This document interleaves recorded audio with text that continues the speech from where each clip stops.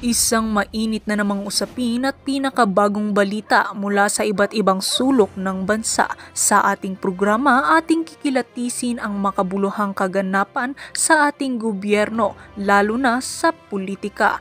Tayo ay magbibigay linaw at magbibigay kaalaman sa mga mahahalagang isyu na dapat nating malaman at pagtuunan ng pansin. Ito ay magbibigay linaw sa ating mga kaisipan upang maging wais sa pagboto sa mga susunod pang mga eleksyon. Sa isang kontrobersyal na pahayag, nakatanggap ng matinding batikos si Congressman Benny Abante mula sa kilalang mamamahayag na si Ms. Karen Davila. Sa isang panayam, iginiit ni Davila na panahon na upang harapin ng mga mambabatas ang katotohanan hinggil sa mga aligasyon sa katiwalian na bumabalot sa Quad Committee. Isang mapanlikhang pananaw ang inilahad niya na nagbigay diin sa responsibilidad ng mga lider na sa kanilang mga nasasakupan.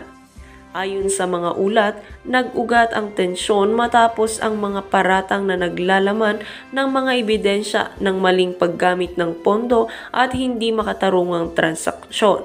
Sa gitna ng matinding investigasyon, tila ba hindi nakakatugon si Abante sa mga tanong at batikos mula sa media at publiko sa nagbigay daan sa mga pahayag ni Davila. Samantala, nagbigay ng reaksyon si Abante na nagtatanggol sa kanyang mga gawain.